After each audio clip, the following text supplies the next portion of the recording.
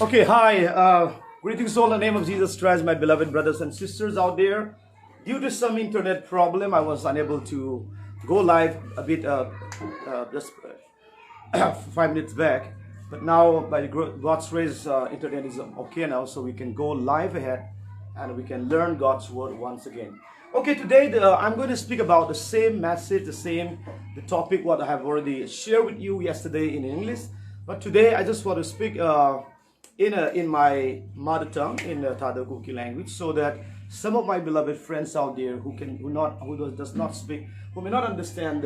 English, they can have more understanding about God's word. Okay, and after this video, I will go live once again in the Mizo language, so that some of my beloved friends out there can have more understanding about God's word. Ay letuni in pakai patien says is sumin in the bottom in tebe kan bolin zani video aniki bolin English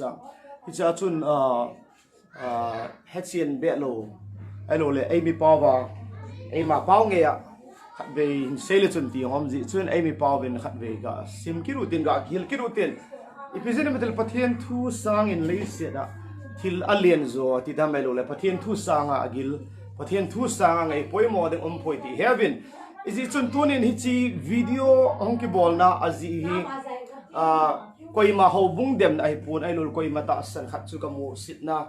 ai lol ga dem ai pun ama wang chu thudi thuta het na ding le bible la biblical fact het hen ding ba chi video hongki se ma hin ji chun achom thai pena kan se di hin tin an zo video ki chei zo ting le fb messenger apana dong num ai lo le WhatsApp through apana zong connect ball num zong le ki palam lu hela nan connect di di ong kan se do no tin i jan ma san tunin pathian thua lu jing utin pathian thoi lu de ding ben sol cha lam ana veo tin zania topic ma chun chi kin utin tuni ai sei ding pau hi Easter ki ti hi biblical lo ham ti chu ibat di tin. So we would like to just emphasize whether the term or the word Easter is biblical or not. So I'll be speaking here in my mother tongue. Okay, so for those who wants to listen the same message in English, you can go back to yesterday that video, the FB live. So you can go there and you can learn more about the same message, the same topic which I'm speaking right now. Okay, so Astarte in the book of Acts, chapter 12 and verse 4. Sub Bible everything le, and when he had apprehended him, he put him in a prison and delivered him to 4 quaternions of soldiers to keep him, intending after Easter to bring him forth to the people. Hisi hin tulay mitam tahin King James Bible Easter kiti tuchang elo Easter azaw ji hin om ji chun le kal mizo te khun kalen ku ratin iho amy pawin kal chu ku itiwin hiji chun iho amy Bible zong he event thing le Easter atipon kal chu ku ati ajina bete judate chun kal chu ku amang win Passover chu amang win pakai su Krista Calvaria hung thi zo thinga hay be om zo vuya omani thumnia thodo zo ki san jong chun judaten thulung lui dan sabat dan chu akit sai tai ti apom lo ji uchun hichi chepten dan hen lang gan thisana ki thoina dan hen lang ailul sabat dan hen lang kalchu ku ri jong le chos abol jong pe he ti het ngai he ji chun mi theng polin the first Korean bung ko lang simtil ke man juda mi te ko me juda bangin ko men zentel ti ko ma zentel bangin ko men zentel amho pathena Krista hinna anei thine dingule Krista ki pana thupa amu thine dingobin juda mi ko me juda omen ko me atine chu hen hi chun iho Christian te dingin thulung tha ho bung dingin kalchu kut gan ni ding thupi om thapun kalchu kut chu koi dinga hamitile juda te dinga ki pi hin ai gupta pana hung do ho pathianin mosele arona man cha pathian Israel cha te chi ai gupta mara par an pui do an hu do ho amo dinga Israel te dinga sabat dan chu sinai molani ki pi in chule kalchu kut jong chu amo dinga ki pi hin ai chun juda mi te dinga kipidani jan kalchu ku di Christian te hobunga dinga ai lo le pakai su Krista thisana asop theng ama hobung mi te dinga kalchu ku ni ding thupi amde poitim ka se do nom kinin ai wang tu ni ai se do no mo hi thokit ni masa the first day of the week akitin sa Bible atsun ma bung som lugup chang khale chang ni simting le sabat chu chol ni kho chu iti ka say de ham when the Sabbath was fast the AB Provin ga sim dong ka ting ma bung som lugup chang khale chang ni ga veo te na ma bung som lugup chang khale chang ni chuin chol nga ni ki chei part in chol nga ni a ki chei part in tin chu when the Sabbath was passed in sa Bible imovin chuin chol nga ni ki chei part in Mary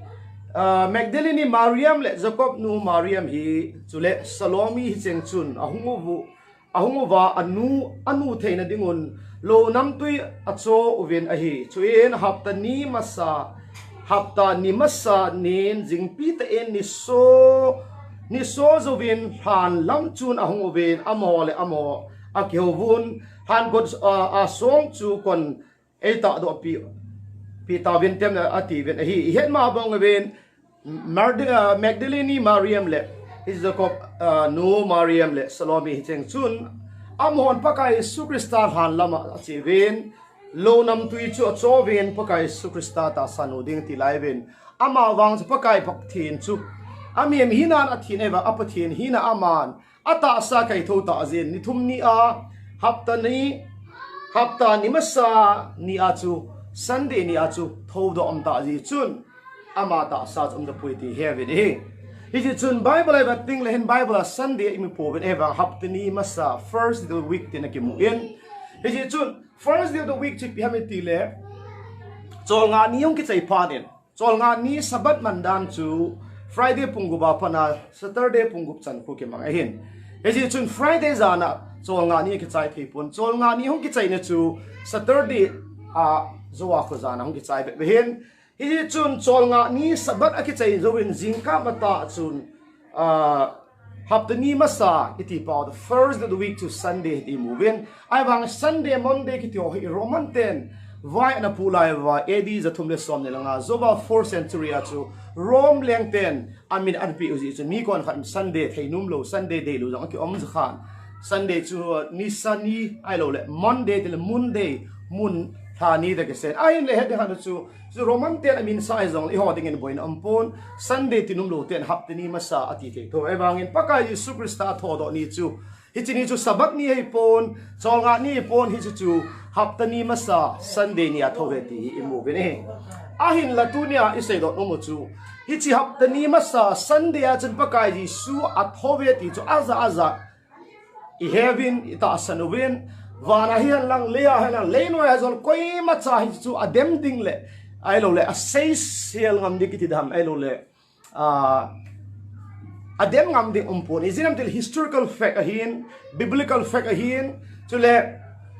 historical fact mo mong hi chun historical til mo mong hi chun pakai Yesu Kristan zohon bung ni isim teng le zohon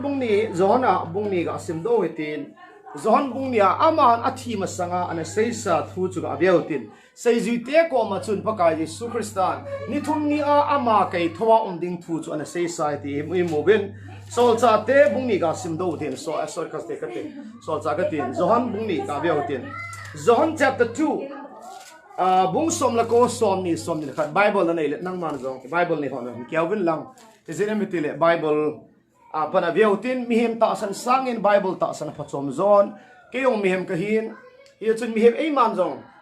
kidi lo thehin ki sekhel thehin ai lo le kon khat no sekhel thehin ai bang ihon ita san du hi pathen thu ta san utin Bible a pa zo ta san ding avel vel ki timun e suting le ni kon khanin denomination ho bung kon khanin ai lo le Easter Sunday anaman banga wa chu akidema hipon akisei sipon baka Yesu amata inzong asein van noi them mo chan sa dinga hong ke pon van noi chu huhing dinga hong ke hetin tuni a hi chi video live ki bol lo na pen hi Bible on biblical fact pa Bible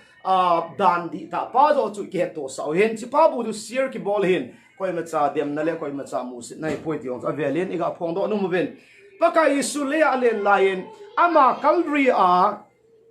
athi masangin seizute seizu somna ni hoto ani kibop laizen pakai suni chi thu hi an hilchen dan hi ti movin prophecy na sei pi ta ni chun zombung ni chang som la ko hi movin so panen zu datin kitang asama maun izin metel pakai su chun don Jerusalem temple chu su sivin lang keima ni thumnia ka kai thoding a hi tin se ji chun ga sim do tin zon bung ni chang som na ko lama phan veu tin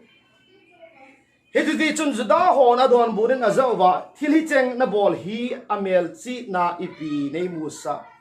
ati ve chu em ji su na don bunin a zawa hi chi ho in hi su chibun Keiman nithum nin tungdo inge ati chu in hezi chun juda hon hi chi ho in sa na kum som le li le kum gu zen lu chu nangman nithum niana tundo ding ong ati ve chang som le khat zohon bung ni chang som le khat isim teng le ti ni muven aman la amata sahu in asaina ahibove chang som ni ni zohan bung ni chang som ni chun hiji chun ama athila kona kai thoba phap chun sei ju ten hi chi a sei chu agel do un pathian le khabu thu le jisu thu sei chu ata santa ve ti hallelujah sei jun ten zo pa ka Yesu Christa an sei sa banga chu nithumnia kai thoba phanen hana chun ama talabin pakai su ni thumnia an po fatu di chu practical tan mu phat ata santawe ti movin ju date common hon hi cheu in his receiving ni thumnia in the 3 days I will raise it up ni thumnia ka su ding he ni thumnia ka sa do ding he ti chu Jerusalem temple ho in ta se na heloven pakai ji sun ama ta sa se ti movin he keima ka kai tho ding he keiman ka sa phat ding he ni thumnia na tin he chu judaten kidanga na sabin nangin itidana ni thumni a na suding zoding ham na sa phat zodi hamatin ai wangin imu bangoven amal amata saw ina sei na ai bove ti imoven heji chun how in sa na kum som le li kum som li le li kum som li le li kum gu zen lu chun nangma ni thumni ana tundo ding ong for the 6 years hiti building temple sa na luna nangin itile ni thumnia na su ding zo ding ham ti na 7 ahin la pakai ji sun ama ta sa asai na hiti imuven hiti chun ama mihem hina in atawin get sumani akapakai tin mi tamten aji su apathian hina tawen angai to ni pathian chun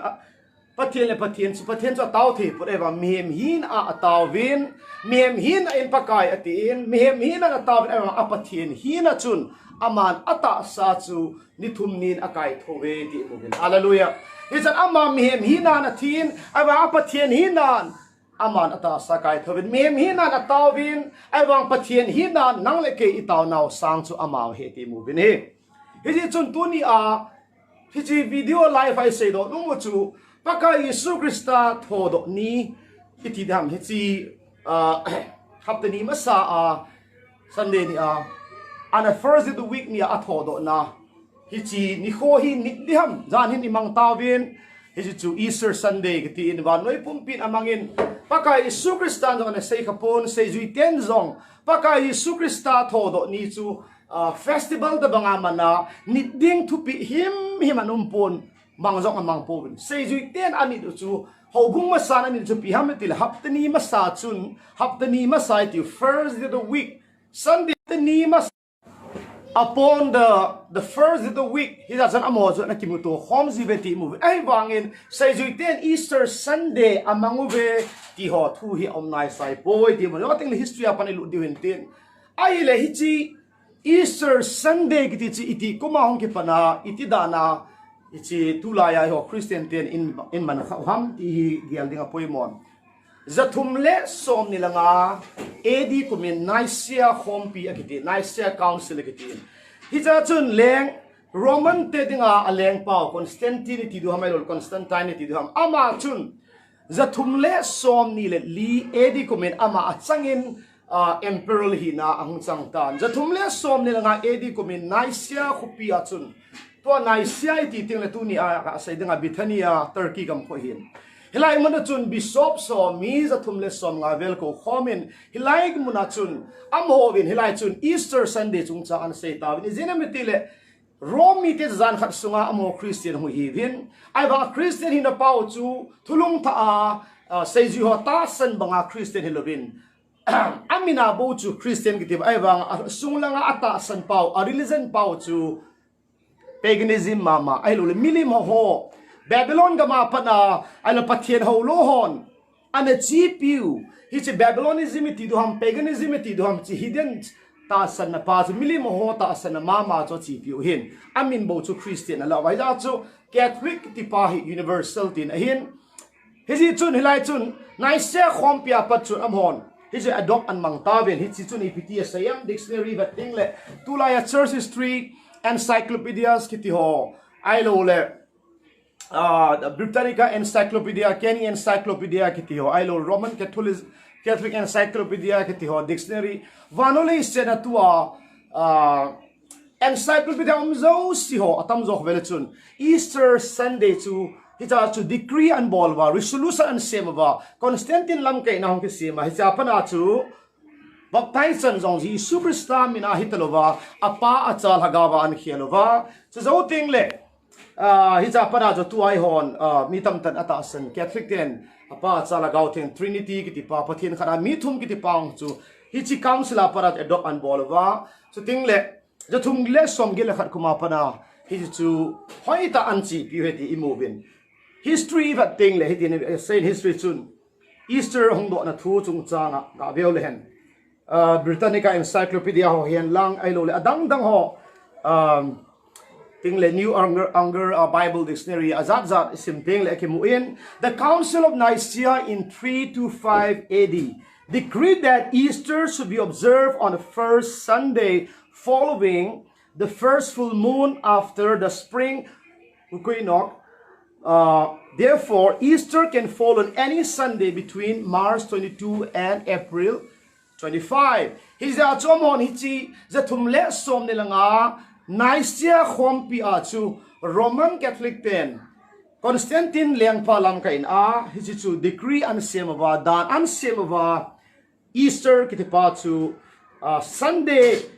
Mars som nilania pana som nilanga sungki ka ahi Easter Sunday manthe hi de Easter Sunday hi a fixed date umpon Mars som nilania kipana April som nilanga sunga any Sunday achu kimangzi heti hichi chu hoya pana si dan chu ang kipan hamitile zathumle som nilanga Nicaea khompi apana hungchi panahin hichi chun zathum edi zathum masanga thulung tha hobung ti duham ai lo le pakai ji sukrista hobung thulung tha hobung chun hi ta bang Easter Sunday kiti ho Palm Sunday kiti ho anamang nge positive imubin chule hi chi dan ho zo se chu 4th century zathum le som nilanga pana hung chi pan hi ti ke mu in he King James Bible hin azwa ka semdo tan sa Bible chun Easter kiti thu chang chu Sol cha te bung som ni chang li chu ta di chen mi kon khanin sol cha bung som ni chang li hi King James Bible ji chu mi tam tan Easter hi Bible ham ti ni ngai to bin so pite tunin pakai ji superstar mena tu a live ho ko ma ka sei do nam chu Easter ki ti mong Bible pumpi ampon thulung luya panin thulung tha similang na pen ya pa na thi changen similang Bible school a hoilai mun similang Hebrew Greek pau izan similang izan in simjong la chun Easter ki ti mong imacha thuchang ampon hi chi Bible thiang sung hin tu ni ho tha do Bible Kuki Bible a vejong la chun Easter ti pon culture put ati la sei zone hi ijenam ti helaya Easter ki ti lai ta chu Greek ai vet tingle Greek Bible ai sim tingle passa akiti chi passa ti na ba sa chu culture ku da hin Easter hi pun Bible and Esther amen hi Esther leng nu itiu chu amen ai wangin Easter ki ti ai le Easter hi koi ham ti tu ni sei do no mo ben Easter the koi ham ti sei do tingle kon khanin angai num lo zin kon khanin ai lo ewangai thuta cho sei lo phamo hin jinam ti le Kuki chate ho chin Kuki mi zo iti ho hi zo so ni ti duham zo chate ti duham ho emite zo se pathian lung se da zalen Christian hi naw kum zakhat hing David 100-year centenary it is sang mi apanin muntin gamtina imang tawin Bangladesh te ilo le Burma Myanmar ilo le India gama muntin gamtinin kumza Christian hina imang tawin ele tunia Christian ten thuta iselova thuta iza pinalai lo chun khunung tingle itu icha teven chi Christian hi dilo an sa dingu chu tingle hi chi pathian ho hi dilo an sa wa sabara hamailo Judaism ham ilo le thulung lui thulung ta san lo ho ilo le Judaism da na ham ilo le sabat thulunga hong lur khadi ham ti za no men jenem ti cho chun ji su pathian hina ta san pon ji su minin ataw po ben ji su Krista pathian hina apom po ben tunin nang le ken wang chu pakai ji su chu ama chu pakai hi ama chu pathian ti pom na lain pathian thang wa ben hi ji chun tuni a pathian thuta hi pathian andala khadi ham ti za na ma om he ti se do mo ne zon bung li chang som li ai movin pathian chu hagau hin au ten thuta le hagaw ba holding he tin movin e dictionary Bible Encyclopædia Britannica gaveutin New Anger Bible Dictionary chun page 105 akimuin the word Easter is of a Saxon origin. Ishtar, the goddess of spring, in whose honor sacrifices are offered about Passover time each year. It's in Babylon ho pathian ho lo ho in hichi Easter ketinu chu ko hametile ai bukta de pawa chu Easter spelling yong chu Ishtar Ishtar atinu chu Babylon miten Semiramis anatiu wangam leng nu atini ama festival hi ama dops festival hi hichi pa chu Christian ten Roman Catholic ten adopt an bolova zatum le som nilanga zowa para naisia khompi zowa para chu decree an bolwa ti chu hungki chi pi he ti chu an chi pe pane ti chu la ya encyclopedia so dictionary ho iba tela bon ni kimuin encyclopedia le dictionary ho highlight muna simjong la chun Christian ho chun edi som thuma pana edi zakhat sunga Christian ho seijui ma so ho chun elul thulung tha hobung ho chun Easter Sunday among veti chu akimu mong pon hi chi tan tunin mi hem dan helovin sopiti ho ihon pathian dan zo an chiutin ki khop a pathian am pon taw naman asipon ailo le pakai mina lam khom don khom ne khom pathian am pon he hi san pakai san kamina mi khat mini umnan ke ma ko metin tuni hen lang zan hen lang iti phani ki khom jong len izanin taw itaw ba pathian iwa choi san wa silpa hi pathian lu hang pon ni pathianin azada pon ni ama wang a umlo khat chu a umetiva hi chi mihem sem thu dan pa chu Babylon ten ana chi pi dan pa Roman Catholic ten zathum le som ne langa adopt an bolwa hi chi abin bo to Christian mena put sawa eva asung langa religion ki dang asung langa ta sana pa chu abo na pathian ho lo ho milim ho ta sana chu an chi pi hi ti imovene it's an dictionary ke simjong lepi Encyclopedia Britannica nowhere in the New Testament church celebrating Easter. The New Testament church kept the Lord's Supper and food washing, but Easter celebration was nowhere to be found. Easter Sunday mangzong amang povin chiong a chi pi povin amon hezong an hekha pove ti chu avel in dictionary zo sin imovin hey is it tunin sobite ho it's Easter kiti hi ko hamedil ama chu Babylon mi ten pathian ho lo hon wangam leng nu anatiu chu a he ti movie ele hi chi wangam leng nu chu koi ham ti hi Bible aveutin Bible in pathian Israel cha te anathet na ailo le pathianin a chowa an luhan ji a so le sala captivity a an umlo now pathian zep na to na chu ipiji ham iti tingle amhon milim ho Babylon pathian ho alo le pathian nu ho wangam leng nu pathian ho ni kho ho an ho ji ule hi chi ni kho ho an ngai san je evin pathian zep na sata ta na chungwa na rungen ti mu vene tu in Bible aveutin wangam leng nu atiu tua Ishtar atinu kolte India gama chun Kalima Durga ma ati ai wangin mi agama chu ama ham chun min chom chuma kovin Bible ai vating le Astarte ti movin amok mite alole amright mite amho apathian nu chu ama chu Astarte kitin Elizate phat lai chu Astarte the goddess Astarte ti ham pathian nu Astarte ti na kimun I mean hi ama pawin azat zat amang of amang Babylon mi te chun simere mi sa tivin so ting le hiti chun min chom chi anayin izinam ti le Mathews bung som la khada isim ting le pathianin Babylon mi ten Nimrod lam kain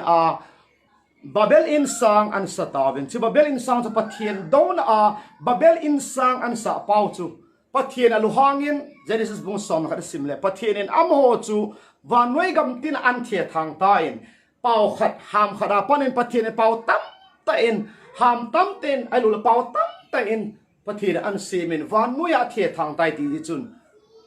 amho cha keu the the povin pathian ham le pau an su boy padin ham khada pana chu asang aza pathian na pau le ham an sim phat chun a keu to the the povin he said Babel in sang asa chu adal havin the Lord scattered them all over the face of the earth pathian vanway le se pi mun tina na thia thang ta ve ti mu gen he chun India ga ma mi ten Hinduism ho hin hi chiong ha pan ma mi tel Babylon ho milim ho ki ti ho he tuni Hindu ten za milim ho wa idol worship ati ho graven image worship ati ho is a kai ho hi chi Babylon mi ten ana ho ana chi piu chu he amo chun abol ma Roman Catholic is an idol worship upon win graven image milim ho win milim sanga bo khum win Mary hekti win same win mihem khura ke sim lim ho a chop win mihem khura ke sim ho chunga bo khum win a taw win it's an idol worship it to Roman Catholic that chi pi win ji sumin na taw ngai po win apa cha ha gau king pathian khara mi thum ki ti ho trinity yong chu hitia chu Roman Catholic ten Romi ten adopt an bolova Christian mina put sawa it's paganism milim ho Babylon mi ten a ho a chi pi adan pau chu Christian mina put sawa Bible mina put sawa ata chu hungo yo ahin hi chun heaven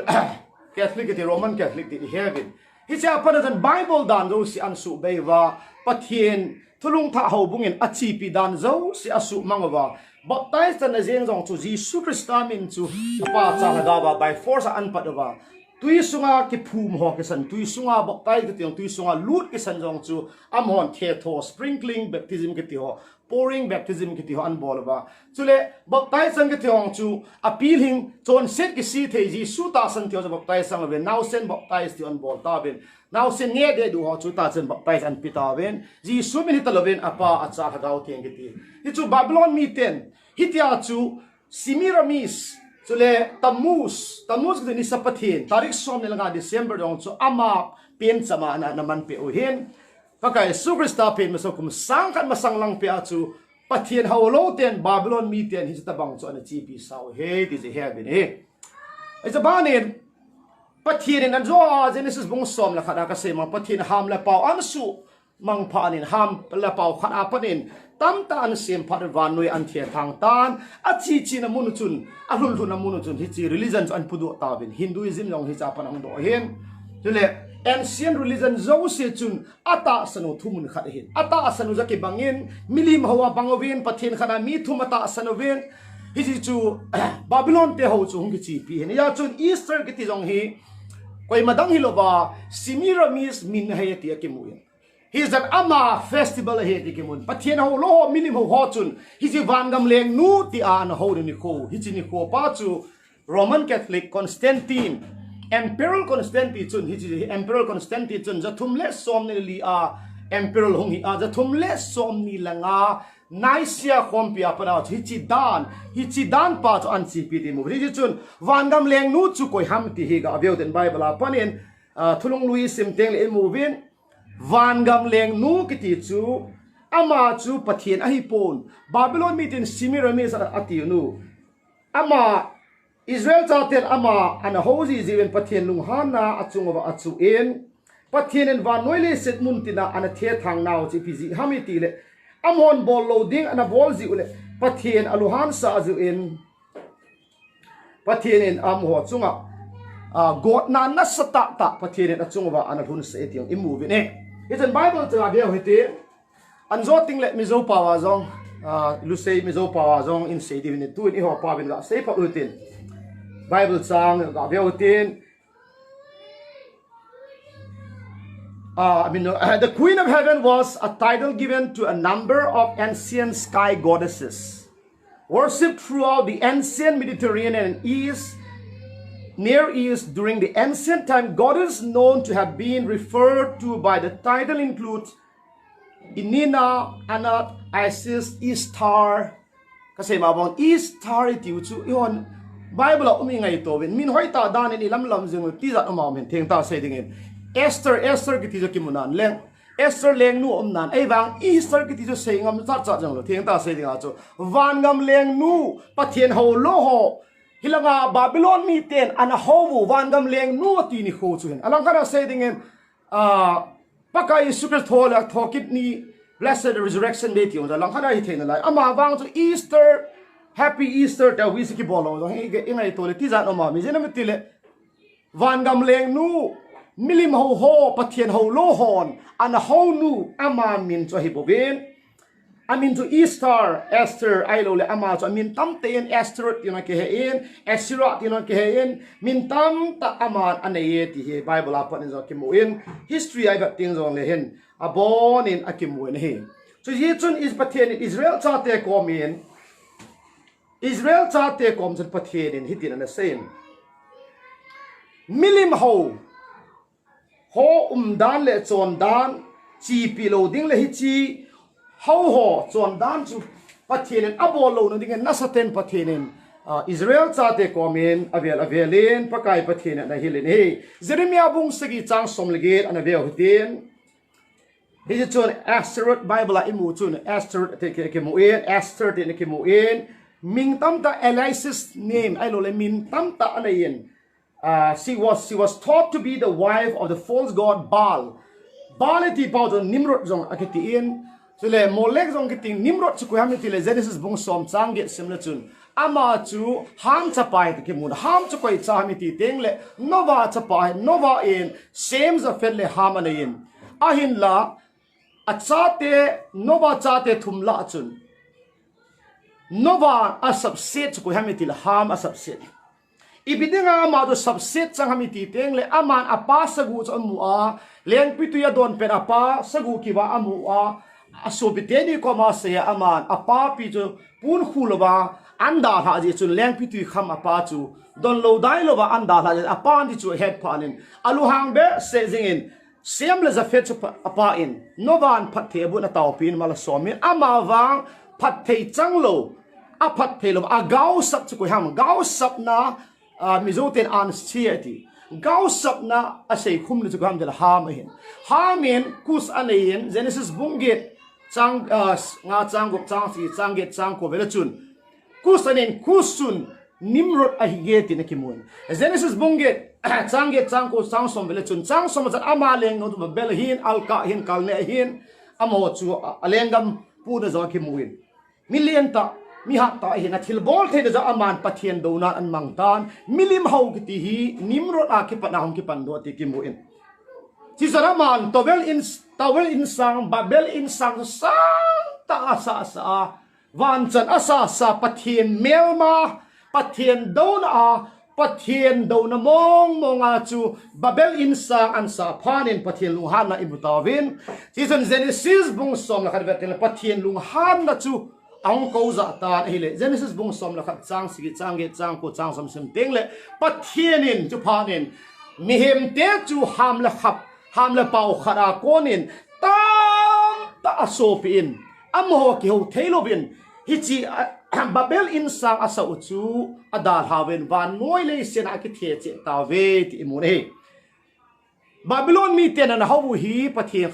khara thumana ta san Babylonian triune kan Babylonian trinity ekitin hi chun Hinduin zong trinity epomin hi chu Hindu trinity je pihametil Hindu trimurti ativin Brahma Vishnu Shiva Trisul ailole trimurti ativin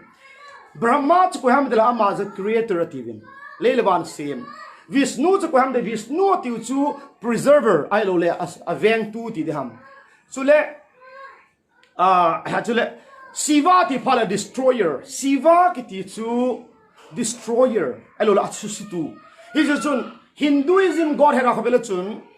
in the Godhead of Hinduism, there is three persons, and they are known as Trimurti gods. ai lo le amo chun trimurti tivin Brahma Vishnu Shiva hi bang chun Babylon mi ten zong Brahma Vishnu Shiva bang ati povin chi chu kol ha ma hin am ho Babylon mi ten ha mo chun Nimrod Semiramis le Tammuz ti na sevin am ho nu le cha le chu le pa min chu min chom chomin ham chom chomin pau chom chomin a chom chomin amang he min khap chu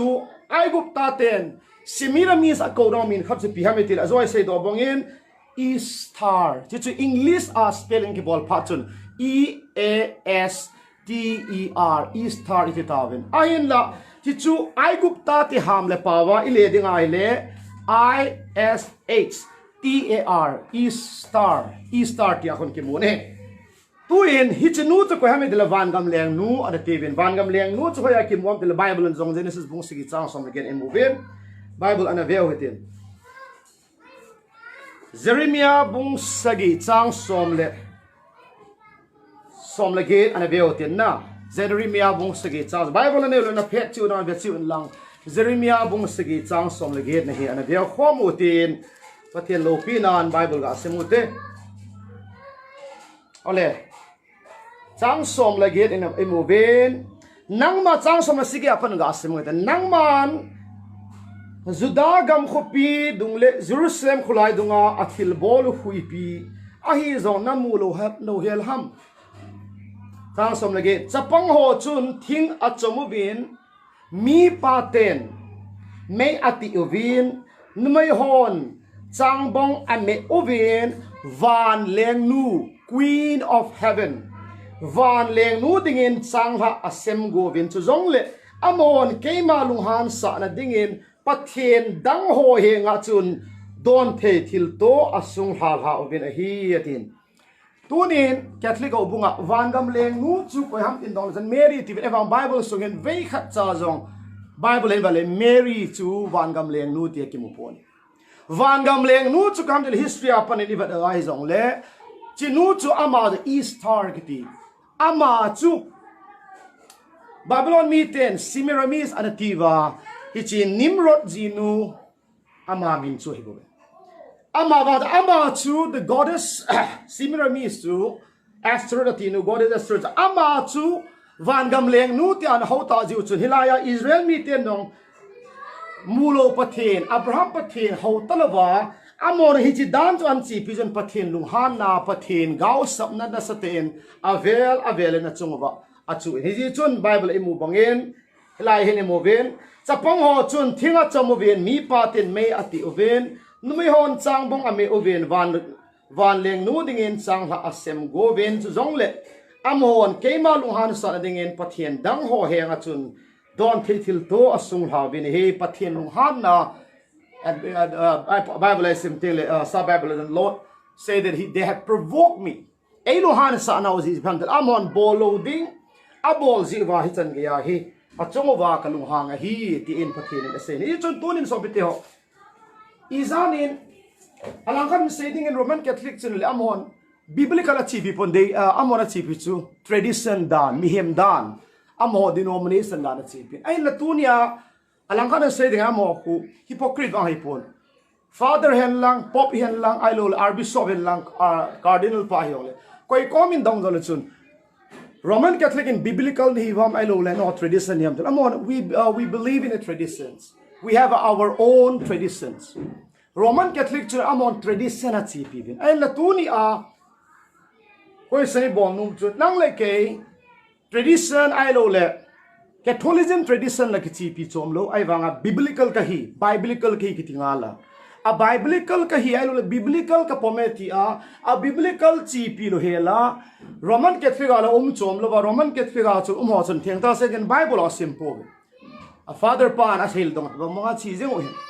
chule ata sanu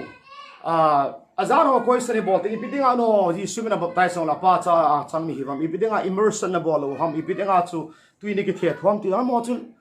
frankly as you piam del kion Roman Catholic dan ka chi pi Nicene Creed ka chi pi bin ai lol kion Roman dan ka chi Athanasian Creed ka chi pi ti da be zon amo chun dan Roman Catholicism dan chi pi ai bang tu ni Protestant ka hi ai lol ke Bible ta san kahi ai lo le biblical kahi ti hodinga question ka do no biblical na hiya le ti pidinga Roman dan chu na chi pi ham Roman ten za thum le som ni langa adopt an bolo an chi piu decree an bolo hi chi how na dan chu ipidinga tu ni chania na chi pi Bible dan ka ta san tingala a Bible na ta san la Bible a umpa thulung tha ho bungin a chi pi banga chi pi lo wa chu ipidinga chu Catholic dan cha na chi pi ai le Catholic ala chom kit lo a Catholic la ka hi tinung kit lo ai le Catholic ni hi ti lo hang kit di atunin alang khana Catholic nga kitem pon koi mahau bung ai hon item pon koi mahau bung chu imusit de pon evan Catholic te chon free and frank ase Father ho tamta to hompi kanai kimu pi en tamta Christian patilong senazalen dilhi tolpi sungahin National United Christian Front ayong executive member in ko omen patilong senazalen sule iho dilhi muna capital city Delhi Minority Commission National Minorities Commission to India Delhi omna evangin state dangahin state danga Manipur Nagaland Assam Meghalaya Tamil Nadu kiti hopangkun Minorities Commission ampo Delhi ahin Delhi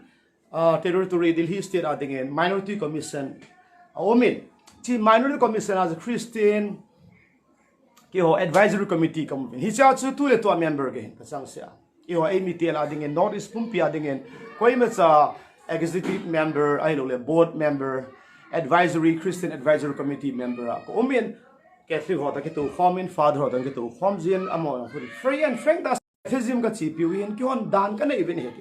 asamo kon biblical ido no chu biblical ka hi kitingala biblical ka hi kitingala ai wanga chu hi chi Bible dana chilo ho nang le ke igel ding kadai ni ani le sai zuite chun ipihama chi piu chu tho kidney Easter chu an festival observe na bolaba abo ngai hi beven chiong a chi pi povin mangjong among for example a Christmas among ngai povin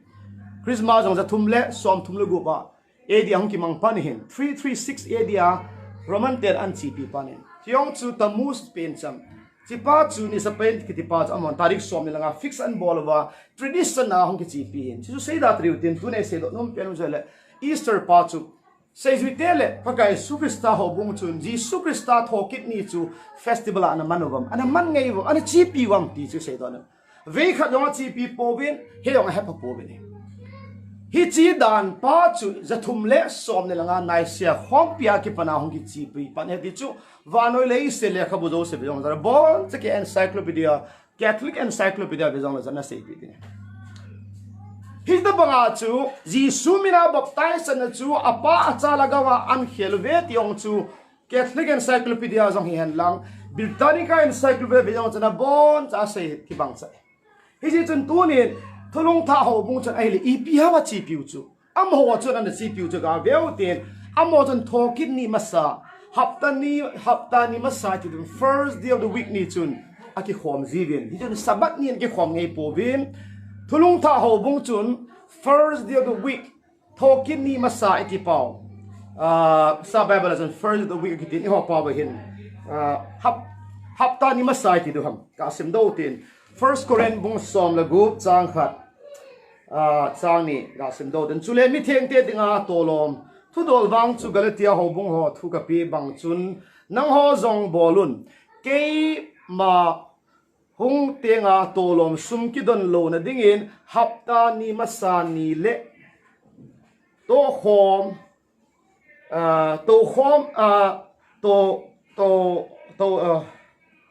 atozo si in dongun anaki kholun atin haje chun tolom sumki do ho izakai chu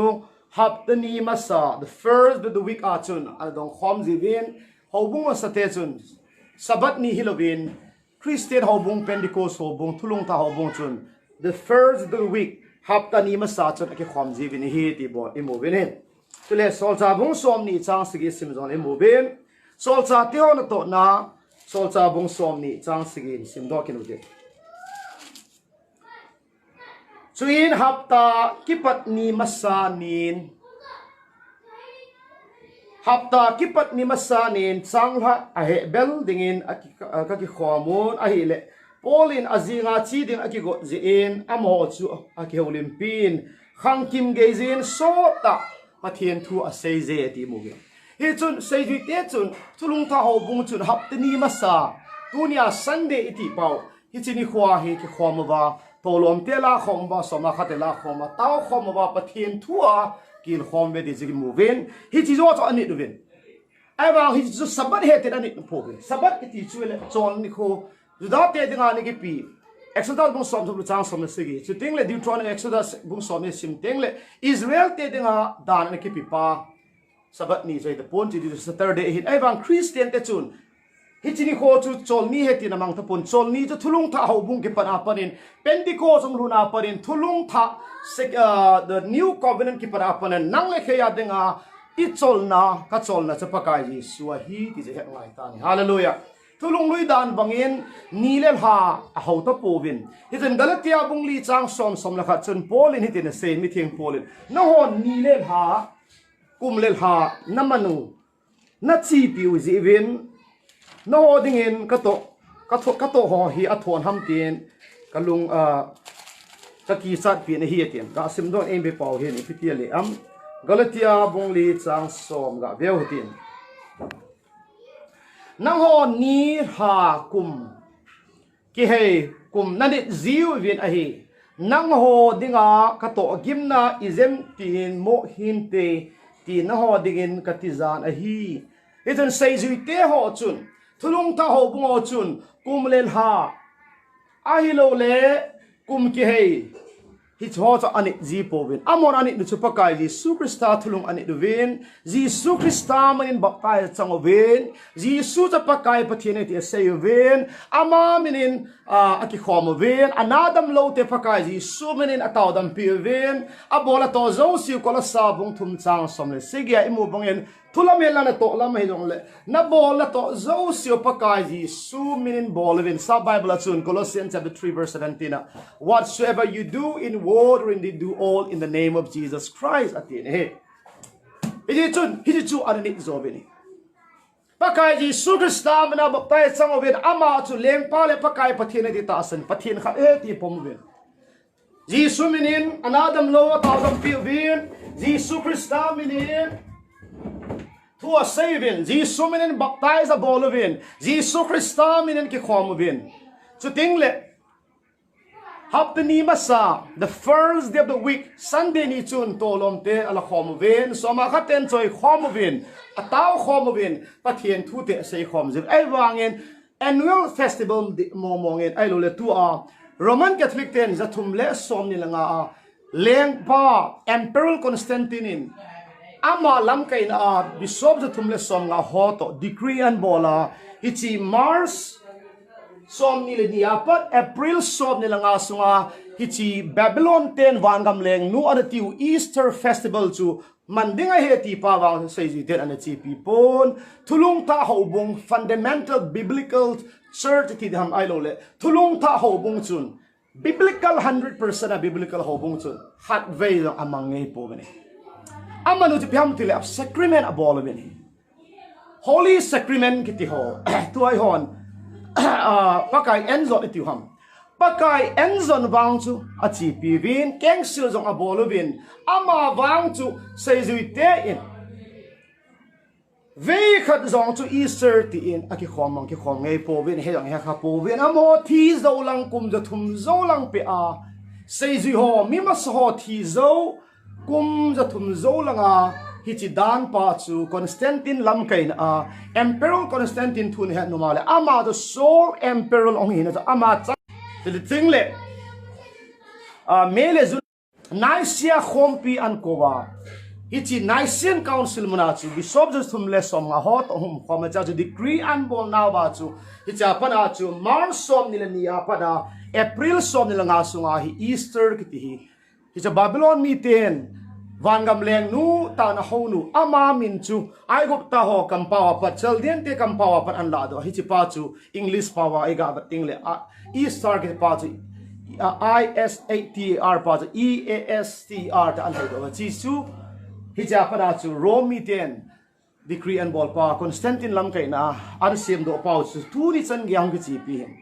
pathen lung sen zalin sa khale som na sagi Kumin Martin Luther in 95 thesis in Castle Church Wittenberg na chun som ko lenga point thesis ama in hobung kot chunga chun agata tan hita panin reformation hong do tan Protestantism hong do tan nasa ten the in a sola scriptura tidam sola is a Latin power khatin in scriptura to Bible says it in Bible says ta ascending hi Bible says it tipiding he ti pa hong ging do tan ahin la reformer ho in Izakaya siem tu masangwin hong thido kitawin isan abana ho hin tua I ho hi ai lo le I festival man pau hi Bible dikito nam sei zui tian ana bolam thulung tha ho bung chan CPM ti chu research bol tolovin itiam khat di nan te ta bang khat chun ichi pi kam tawin tulen Catholic te chun abol mun bol tawin ji ta mo cha mo festival Catholic they have all the rights ayizam ho in the tumle som nga Roman Catholic den adopt an bola hichichu amho dan kasi ma pongin Roman Catholic Hinduism nong chawela chun akhiet nai mi cham por akhiet na to min ki khie amin akhiet in ain la milima ho idol worship ho khada khat sa ki khiam por ain la amo chun ki phalam lo ta ase je phamitile ka to khompi ho father ho tamta do ki he amo chun kyon bang tradition ka chipin tradition creed ka chipin nation creed ka chipin thing le kyo chun Roman Catholicism dan ka chipin til ki chizing ai bang tu an nang le ki biblical ka hi ti ho dinga chu question len ta I mean tu ni a pathian thu na za chat penalize thu ta sengam lo wa yum wale kum za khat zo ti yong sei po tin kum som ni zo kum som nga zo le I cha te ben an zo le pathian an ho lo di ham ti za nam zon tu ni a nang in na ki son pi ji su pa kai hi pathian ta na pen pa na Jisu Krista pathian le ana pompa pakaya ta na pompa an zo le itul I cha te hin an zo ting le mida an pom kha du ham ai an ta san lo di ham ti za ni chen tu ni Protestant ho bung tam ta Europe gam kho bele chun to coronavirus di awang chu hobung zo si lockdown hin ki khagam ewangin hichi sang pe enzo virus so sang pe enzo bele chun how in len ta donga German ho banga ai lo le France ho banga ai lo le Italy banga ho bele chun ho banga le na len jing asunga ki khom dim lo mi nga mi gup ta bang ki khom ta mata ipizinam tilam ho apua pa kha pan mo ho chu kum zakhat Christian hi pan ta tu ni a ho chin Kuki mi zo mi ki ti ho chu kum zakhat bo in alive ama wang amo apua pa kha kumzali zanga zugup de segi masapal Christian etawen Protestant hum tawen biblical ki bet etaw ahin la amo chun apua pa tewen Roman dan pa chu dal halo hela chu bai lo a ki zi lu no ba a ki khawa ki khen hen ji ba zo thuta aselo pha na ba za chaten hununga thu se ho chong hun lo pha ne tu nia mo cha te mi tam ta Hinduism a lu na ai lo le atheist po wa dua bang khaden Judaism anung luna thulung tha pom lo Judaism sabada luna kon khanin ai lo le Islam Muslim lu tam zing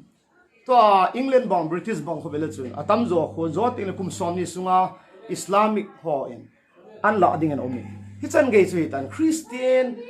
Protestant country ho tu ni arha sam dan chu hi chen tu nin nang la ke zo I pt le Bible la kum sin zilovin kum sin ku ki cha tel in MTH alo le PhD doctorate the degree holder ipung che even ai wang het na lama ipung ta povin zathum le som ne langa a naisia khompia hichi ansim ho dan pa zo tu ni ilu changa ki koi na live tu ni a sunday ne ki khop ki dem kon so ti ho pakai mina lam khom ne khom en changa don khoma bong ithawa vo sai ni ta pathin in tho ta do ma pun sei ju te ngi bating le Pentecost ni chun ani khom mina don khom bin pathin ba choi khom bin pakai sun kamina mi khat mi ni mi khop nan ke ma ku mi pathin in ta khom lam khom ne khom ado poni ai wangin religion khada ki chi pi hi chi ta san na di lo khat chu tu ni chan ge sudi inge ti to lo hela tu ni chan ge how to tam ta ki te mele lam kai tam ten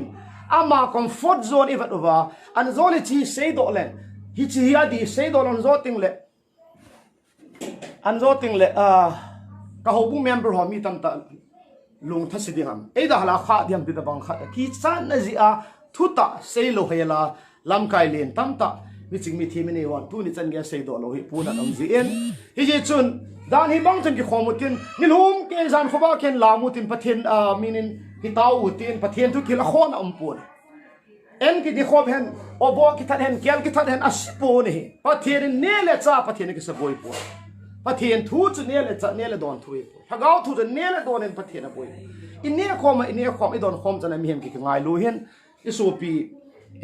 wala pa imu khama en ni khom anu dan khu i tau khom anu dan khu pakai ba chui lai sa khon anu dan khu hi chu ho chu akidem pu ni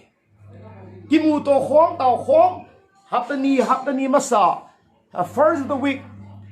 haptani ni masa on first of the week iti pau Sunday ni iki khobu do sipo ni ama wang ai lo be khana a tu po i choiwa ai lo le Esther banis itiva Esther x itiva pakai Yesu Krista thon na chu hi chi a tu ni pi wat sam gati i pham ki jot man na chu hi chi a tu ti pham ne nu mam Babylon mi ten simira mi su ama vana parin hong ki tang han Euphrates tui sanga chana chu in ama chu Zion egg ti chu a tu len khara panin vachonam chu phanin a hong do ale nunga mel hoi ta hong po do tai da hi ji chan a tui chu Easter egg Easter bunnies Easter eggs kitin tunin hobung Bible tasan hobung biblical hobung tan zo itu te cha teo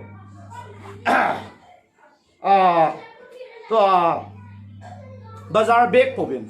me chona bag po khun itu te cha te hichi a tui po i choi sa bin a lim po color ga bol ket lai sen so ting le hi cho po ki i heng li ji vai lo a tui po ke choi bin Easter egg etin pakai ji Yesu Krista thona ju Easter hichi a tui i ma ta ki zot na nei po ni so bitio hi chun zon bung li chang som ne lin pakai ji suni ten sen pathin chu hagau hin a hau ten thuta le hagawa a hau a hi hallelujah tulai mi tam den biblical kahi fundamental kahi ki paum le jeng ai wanga fundamental biblical hi ep ti le hi chi thuti da sengam lo tu chan ge ya ibna na ham dong am lo ele roman na ta sane roman catholic tu chun ep alignment na nei ham roman catholic noya no mam wcc na joinam wrc nam ne ka poi ki dikit Catholic ho to affiliate ne hiya mi de la ka hi poi ki dikit ai le Catholic to la affiliate hi lo hela chu ibna nga Catholic dan pi chu bangan ki khu jing hi o ki sang chun thokin ni masa Sunday ne chen ki khomutin pathian wa chutin pathian thun ki lun tin kel jong tharutin bong jong tharutin pakai ji suminin ne khomutin don khomutin sit nai mam pon hi pathian thu ki lutin ama wang ai umlo khat cha o me ti wa Bible I mean jong ki za hello Bible sunga Genesis sa para thu phon chan ge umlo kalen kut ki ti pi chu hi chi kal chu kut ki ti hi Passover ki ti chu thulong ta hin som ni le get chan akimun King James sa som ni le kona only one place a chu sol cha bung som na ni chang li a bo chu King James translator chu masanga mo chu Catholic mi hi ji ba chu over zealous ti ham hi cha chu hen sa Greek pawa pasta ki ti chu Passover kal chu kut me zo ten kalen kut a he ti ki hege chalai ta chu Easter ta ki koi idin tunin so biti ho Easter to anamang ho jong koi ma ke dempun mu sit jong neu cha kanong kanai pun ama wang chu nang le kin tu ni a pathin ho ki hingala Jesu ka ta sene le ki tingala I ham dole Jesus Christ aminin ki tingala na I bole to na do Jesus Christ aminin le ki tikit ngala paka Yesu in kel nadam lo ken so dam zo be Jesu jiminin ta Jesu ki so pakaya ka ki so le ki tingala paka Jesu hai bole to in the name of Jesus ki tikit khowa na lai so la Jesu min ki bob jing in lang ta Jesu min la ki se jing thowa ia ti le Jesu Christa min ta san ho Jesu Christa ta san Bible hi chi pathin le khabu Sunday a choi jinga ho ina choya sim jing jing nang le ke chen tu nia thu ta hi I se ngam lo hi tam ti hi za a chi hi ke do num la hin Catholic holding bang za ki dem pon amo ba mo ding a festival lo hin amo ding a dan za mo na bol nu ki bol ta ben Is it in macha amon zong kion biblical ka chipiu atingay po kion dan ka traditionu ka danu ka chipi hati ilgi chaizi tun Hindu te ni bidanga Durga puja na maram del ka danu hedel ki chaizing sei ding ompon if ding a holy naman Muhammad le chichu ka danu hi ki ho dan a hi atile sei ding om pon chichu am ho dan hin am ho pol dan hin am ho chil hong pi na mo thui tan an la tu nya ka sei nom chu Bible se ka ta sane ti ho ding in iki su dingu iki ngai iki re-examine dingu hi apoi mo he zikin biria mi ten sol cha bung som na sigi chang som na khat sim teng le Thessalonica te da bang alung thi baneu po win Paul le Silas in asay chu di ham di lo ham tin sun le zanin pathen le khabu chu a vevin a holvin a pedvin hi chun adi chu achi pi ve ati hallelujah tu ni bong chan nang le ken do hi chi thulung ta hi I Bible wa umpa do hi chi pi lo hen ichan ge phathe ichan diu tam I gamu wa ding in phathe na hin tin nang le ke in Pat pain ichan din ihwa ko ni so pyo mi zo ho hen lang mar ho hen lang chin mi ho hen lang ka chin lang ho hen lai lo le chitin nam tin e ho za la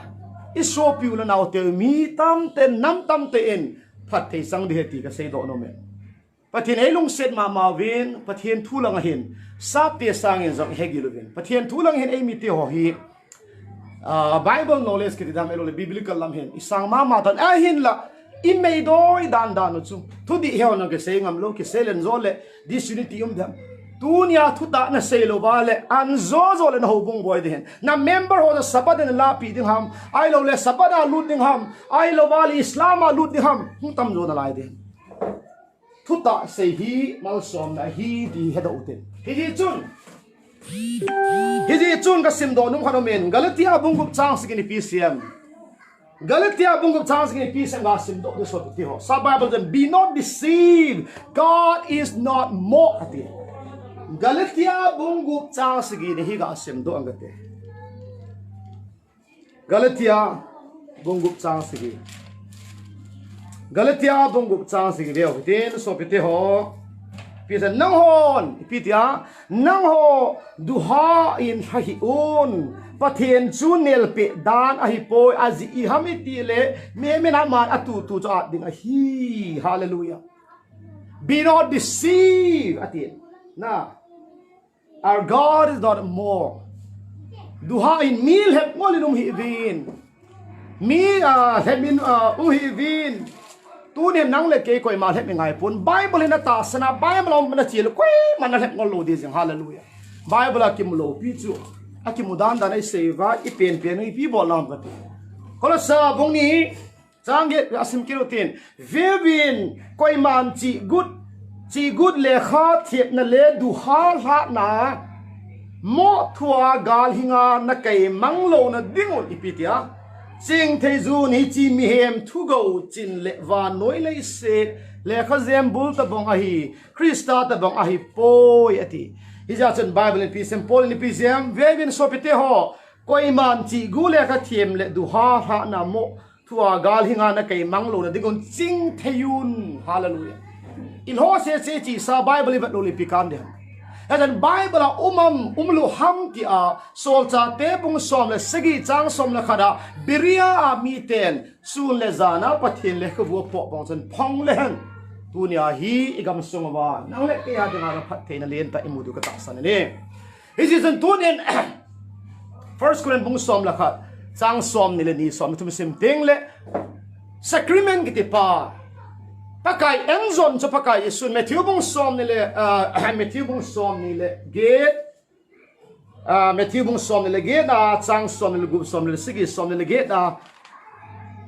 ana seima bangin som ni le sagi som ni le gate ai vat tele pakai sun hi chikata asai hi kathisan hi donwin nevin tin aman holy sacrament elule pakai enzon an hilin hi chipa chu first Korean bung som lakhat chang som ni le li le som ni le nga chani simteng le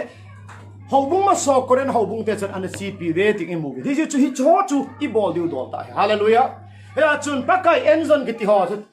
biblical hi hallelujah Hey chun say zui te ho pathin ho bung ho chun thulung tha ho bung chun holy sacrament ho at bolvin keng sila bolvin so cha has hon bung som thum chang lia pat chang som le sige sim teng le pakai sun Peter dang man keng ka silowai le kia kona chan na nei lo ding a hi atin chupan man pakai ka khut se lovin ka keng se lovin ka pum pin nei siltan aki sil thenga abon na ngai poi akyang sil ngai tin keng sil ho keima na leng pau le keima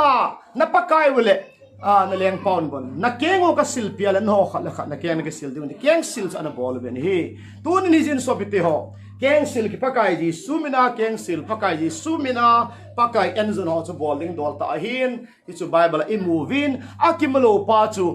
resurrection day of Jesus Christ Jesus Christ thon ni kho chu Easter Sunday te ai bol pa hi om po na hi ti avel bel ka se do no mani chile ho sana David chapata Palm Sunday bol ho hi chi bol ho chun crucify him highly win ti ho chu hin chitela mo chu under the old covenant dan thi ma sanga thulung lui dan noi am ho na sei bo thulung thang ke para panin Pentecost nga panin Christian ho chun hi chu ta bang chun na thila choi vin thing na chun wa le po vin hallelujah a choi chu pyam der ki pan thu pha sei vin a china zo sim ji su hang sam vin so cha bong tham chang gon pitarin dang ka sana ka nei poi ka nei sun na peng ka te nazre ji sumenin na kenga lam zot parati hallelujah a pet pen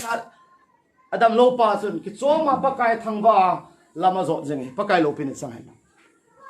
hallelujah hi chun thing na ho po alua ki tu vin te na ba le po ven amon a choi pau ki pan thu phal hang samaben jisu pathian hi na sevin chitin nam tin ko min ki pan thu pha helvin anadam lo jisu min tau pe vin thila sanga chu jisu min no do vin jisu krista minin thawanu vin jisu minin baptize chang vin jisu pakai hi na pathian hi na za chat pi level hang samji gon hi chun rom galatia Roma bunga chang som lo sim tel meeting Paul and his chun keman ki para thu pa hi kaza chat bi him po I'm not ashamed of the gospel of Jesus Christ hallelujah ki para thu pa che pi amele a che da lang lu ta ben ki para thu pa ki ti pa kai yesu thien vio omen a thole tai first Corinthians bung som langa chang ni chang thum chang li sim tel le yesu thien vio omen a thole tai ju ti ne hisen tunin yesu ka ngai lui Jisu ka pathian hi Jisu ka ta asan hi Jisu ka pakai le ka pathian ka hing pu hi na ti mo nga na ngai lut mong nga hele chun pakai Jisu Krista thi na le wiaum na le a tholim banga da thona dinga chu ama mina bakai na chan zo nga yin hi chun rom mungu sang thumin sim dong ka ting kolosa bu ni chang som ni simutin chule pha ni chai din tin tunia Jisu Krista kum sani masaen kum sang ni masang chun a thodo tai hallelujah edi som thumnin pakai Jisu a tho tai ama da tho tai te ta san zo sen ama da thin vuyo min a tho tai ti zo sen bol diu chu chi chu na ta sana le pakai Jisu tu nang on ki zo mangain you have to be united or unified with Christ in his death the burial and the resurrection pakai Jisu Krista thina viaum na le a tholim banga na tho the ne dinga za ama ta ni ki zop ding za thu pi zo ne hitia cha ma ta ni ki zop na dinga chen ipi mina bok tai da chan nga yan rom bung gup chang thum sim te le Jisu Krista mina bok tai san hi Jisu Krista to thina viaum banga viaum na a tholim banga tho na he ti chen mu ni ga sem do tin ong so pe te ho rom bung gup chang thum sim do tin Romu chang thum ho Krista Jisu baptize chang se tin thoi de na via vel so pite ho Romu chang thum de simjen ho apa acha hagaw ti pone tunin apa acha hagaw baptize sang tam ta khaloi ho amen kadem pun kan musit de pon ama bang ti chu Roman dan hin mihem dan hin Bible dan hin ai pun Hijon Jisu la ta sana na pakai na pathian huing pon pom ta hi le Jisu min baptize again tunin jo agai nai poni hallelujah Rom bungok chang to sim teng le ho Krista Jisu baptize chang se te ho apa chala ga ba ti poni ho Krista Jisu baptize chang se hi a thina baptize chang hiu hi the het lo ham hallelujah hi chi zia chu pa lo pi na wanga Krista athila kon a kai tho banga chu ho jong hin na tha lam chu izot thene ding wa baptize chan hi athina ama da ki wi tha hi ta win a hi hallelujah pakai Yesu Krista to wiayum khom na pakai Yesu da ithi a wiayum na chu pi ham da na baptize no chu na ti sanga aji chu ama thi limbanga ithiwa ama de ke zot ma hiule a thokit limbanga jeng thokit dingwa hi so le Colossa bung ni ga simple pe hutin Colossa bung ni Colossians chapter 2 and verse 12 hoi den langai wo so piti ho Colossa bung ni chang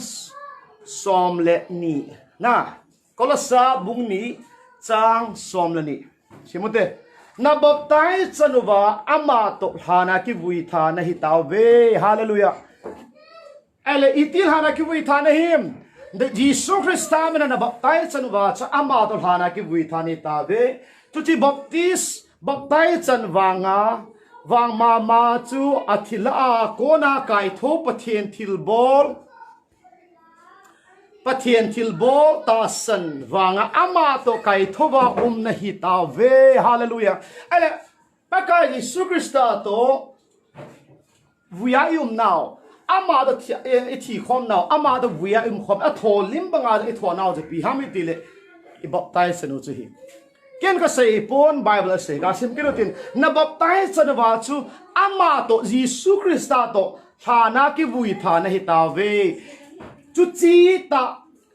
chi baptize chan wang ma chu athila kona kai tho pathian thil bol ta san wanga ama to kai tho tha na hi taw ve hallelujah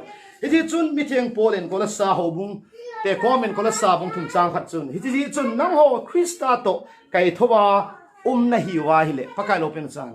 hinge gun lai wa Colossa ho bung mi te kom chun mi theng pol in no Christa to kai thowa na hi taw le tin pakai lo pen chang hallelujah mi thi ho ta ko ma le kha thot pon mi the polin Colossa ho bung ko ma Jesus Christa mina baptize sang Colossa ho bung ko min le kha thot den amo kom chun no Christa to kai tho tha hi ta le hallelujah iti cha pa ka Jesus chun kai tho tha hom le a baptize na ba Jesus mina baptize sang chu Jesus da thi na avuya Jesus da avuya na at holim banga yong itho now ama to unified hi now ama to united hi now ama to unified hi now to baptize so le we are now at holim banga itho now to Jesus mina I baptize anu chu heti mo bere this is Jesus Christ da kum sang ni chitan kum sang ni chun pa ka Jesus atho do tai te na ta sana hele tunia Jesus mina baptize na chana ngaya Jesus Christ da thi na thi a vui banga vuya no ma atho lim banga na tho angai zen hi chi na chan phede ding en Jesus Christa minan baptize san angai zen hi efisi bungli changan ta san khat baptize san khat pakai khat ati hallelujah ta san khat se hin ta san tam pon ba no le se ta san za am jong le thulung tha ho bung ta san Pentecost ho bung ti diam ai lo le pakai Jesus Christa ho bung thulung tha ho bung ta san cho khat se hi hallelujah local church su Galatia ho bung FCC ho bung Rome ho bung Jerusalem ho bung tin Antioch ho bung tin a local ki khan zong le amo chun baptize chan khat bo nei vin pakai pathian khat se ji su bo nei vin ta san khat se nei vin a baptize chan naw min zong khat se ji su min chang vin ji su min a baptize chan Christa ki bon he ti vin no kong banga huing na he ti vin cheptin khela cheptan na he ti vin huing na he ti vin sol cha bong ni chang som thum legen sol cha bong som ni chang som lo ba se ma bangin chon set sop la na chon set ngai dam ne ti ta san vin Colossa bong ni chang som ni sim do bang vin Jesus Christa mana baptize sang Jesus to via na atholim banga thona he ti ong chu ta san ni he ji jan tunin so bete ho Jesus Christa todo ni alo le the first of the week alo tunia hazan hia Easter Sunday ti chu hi chi ho I boy pi sang ovin tuni anang le ken Jesus ta thomo monge ti ta sana pake ading ama ong thi in buino mina thodo tai ti ta san le pakai Jesus Christa thi banga ama de ki zot ma ngai zin ama mina baptize sana Jesus Christa ki zot ma ngai zin a baptize sana Jesus na baptize san den ama de ki zot ma ding a thi na thi ding buyam banga buya im now a tholim banga thon now hi zo chu hang sam du ngai zin he hi ton sai du ten adam laivin hoi lai muna chi zon ki pa na thu pha ti lo sei ding he poven mi theng pol di din ke man ki pa na thu pha hi ka za cha pi pon he ti ni hi ji zon ki pa na thu pha je pi ham anjon ka satan first koren bung som langa chang ni chang thum chang ni sim teng le ki pa na thu pha ti chu pa kai so thien we no min a tho tai ti ni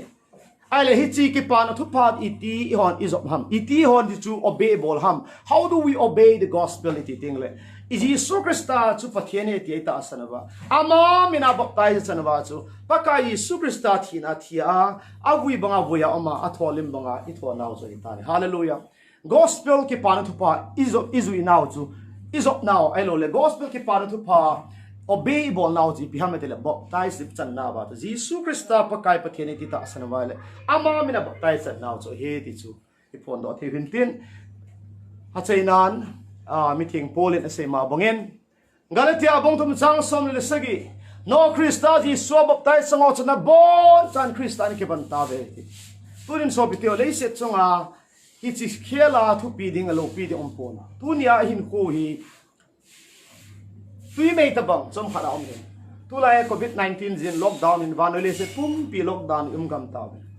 Delhi se pon Bangalore se pon all over India Manipur gaya Nagaland Mizoram gaya gam sumay bon in muntin gam tina lockdown in si se India selang global ahitan ibiding ja chu quarantine ki bola ai male ma self imposed ki bola quarantine ki bola ina ki cha hi hami pile hisata bang thine thein na COVID-19 apa na ki vian do thine dinga government to be chu guideline ni chi pyo hin eyong ti jun hapatli hitan Bible school ka chi ta phone office ka chi pan ina hita hi tao na te mai jam se ma ki manga ta hi le khaji na hin pu ka mare he ji chun torin so bete ho ka se do num chu a corona virus su effect hen lang infect lo hi jong la chu hi chi na hin kho hi ton sora om ding he po Ecclesiastes bung kha changlin khang khat abeizin khang lui abein khang tha hong do jin so Bible sim ting le one generation cometh and the other generation pass away but the earth abided forever mizo Bible swan pakhat aralanga swan tharon swak na swan it generation khat chumanga generation khat hi tha hong ji swan khat kichai zia swan tha hong ji khang khat kichai zia tung le khang lui kichai zia khang tha hong ki zia le set bang ton swan om jingete kum ja khat sunga tunia hi chi lai vi ho nang le ke to tunia sei pa ke ma nge jong hi tua ki para kum ja sunga hi inuk ida thum lo ba Genesis bong tum chang som la koi sim ma bong ba Ecclesiastes bong som ni chang se ge imu bong ma le ya sem chu le ki su ding tie ji chun inuk ida thum lo ba ni ko khat le hi chi le sit ida lai thi te ti te he le ya ki sem chu hi chi ithi santo igil pi ho to ithi santo hen ita sal tun bana ki lut thei pu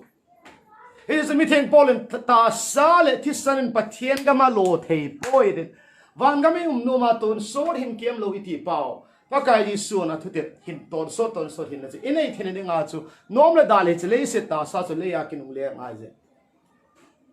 izen so bi te ho ke da mo elang ki da mo helang infect lo be ki zong idam sungin ipin ya panin ithi chan gen ai lo le i samakan gen ve khat cha da mo na ki ne hi zong le ni khat chu le si ra ki sim chu le ya ki nung le ri tho i hizin so bi te ho tula ya COVID-19 sanga ki chat zo mizo ten hau thuang zo COVID-19 ai hau zo te kan ti chuan idan sual na chu ni chu sual la khal hen fai anga ya chu sual la ka ngai dam ani lo chun chu kan hau tur zo kan hallelujah ida za pakai sun pi sem ma bung som lu chang som lu ba mi ten di chu chan thele dinga da pakai ji suin sei ju te comment great commission and the pin ma bung som lu chang som lu chun ga veo te na chai na ding ma bung som lu chang som la le som lu chuina ma na zo ba nang ho ba noi le sit gam zo se chi bin lang thil se mi hem nam kim za hi chi ki pa na thu pa hi ga hil hang levit chang som lu ata asana baptai chang so cha ding a hi ata asano wang to themo chang om ding a hi tulaya virus dang ho sa ki chat zo chi piameti le idan chon set na pa anzole hi chi ngai dam hi masanga anzole ita asau mang khadiham thina ta sa thina ichunga hung khadiham ti za zo in hi ji chun sai ji te kan ho wa nole se chi na ki pan thu pakal hang samulang ata sana kamina baptai chang chu nga amding ata san lo bang thiam mo chang amding he ti hi chan tunin sobite hin na pathin ap song of me hin ko tui me the bang unpredictable life is uncertain ai hi chun pathin in tunia nahu pi a bible a Isu Krista pakai le pathian ti na ta san ta ai le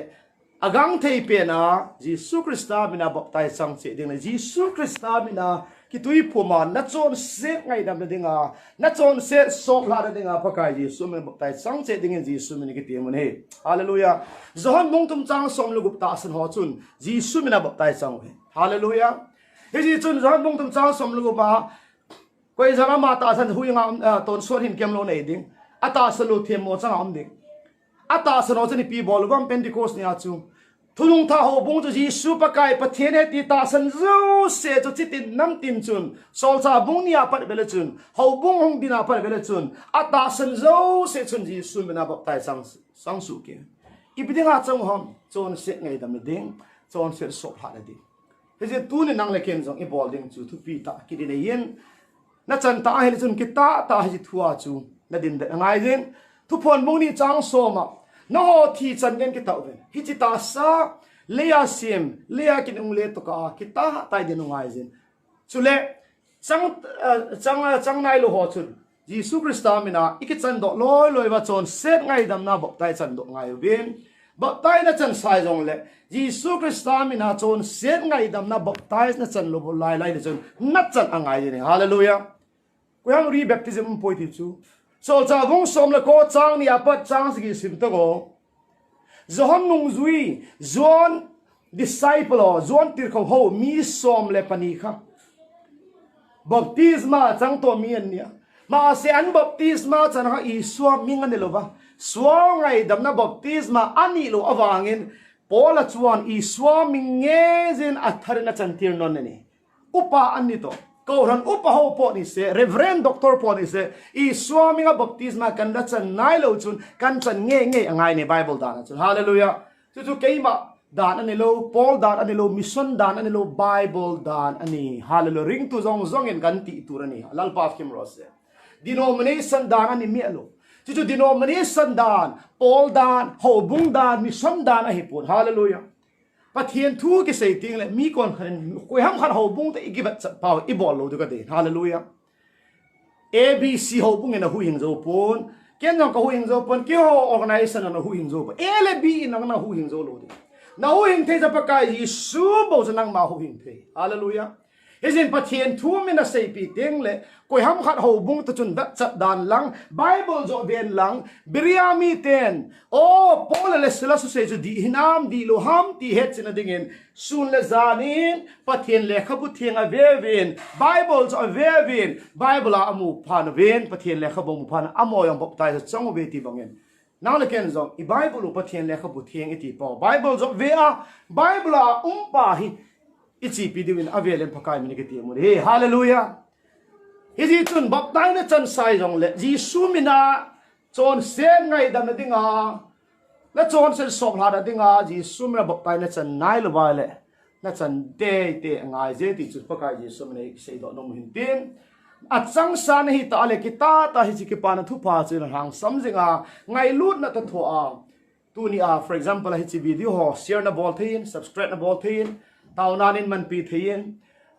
pathinin nang chu a hilding le ai lo le sei ding missionary ne sol hi jong le ki ho pathin la cho ho na so ma khat hian lang ai lo le ki thopi na the ai jong le na pang thein tao nanan support thein ai lo le he ti chun pathin la cho ho ki ho pa kai na tong ho ding in pa na the nang man pan na la the ti ka sei tho no min hallelujah hi ti chun a sei pa hian lang hil pai jong le langa pa na suma ai lo le ta san na sit fer hen lang ai lo le offering apat hen lang ngai lut thilpi hen lang ai lo le soma khali jong le ta hi chi a hi idin da wa hi chi ki pa na thu pa hi isopil now a he nai lo ten he the dinga hallelujah a he nai lo amu the na do amu the zo na dinga I hon the to ma panila dingin pa kai ni sun ki ting he ole tu dia ding chan chai utin ka WhatsApp number 8851503372 a konen zong do num het num pathian thulama na nei zong le nan dong thei ven so le FB messenger apat in zong Facebook messenger apat in zong nin contact thein so le email apat in zong nan contact thein so bang pathian thua het be num na nei zong le khabun ngai chat zong le free in PDF file an gi thot thei ding hi so ting le pathian thu zil num in mun apat na school da ulenau dala the telo adole ministry dala the adan to na dala the telo zia e aban simbe the telo correspondent a post graduation san lang BTS apa doctorate san zong le ki ho Bible school in ko hoven sa pa na correspondent through and lang regular through zong le the in muna pa ang sim the ti kan se no mitin ole tu ni ading in hilahin nga phone utin angai la zo sele tu ni a hi FB live ngai how zo se ko ulenau the born chaven pathinin the born chaven pathina bun si be kan buni hallelujah lalpa kan pathin in zan mal som sela kan lom em ani chuan hemi hi chu kan tronga thado kuki tronga kha an poimo awangin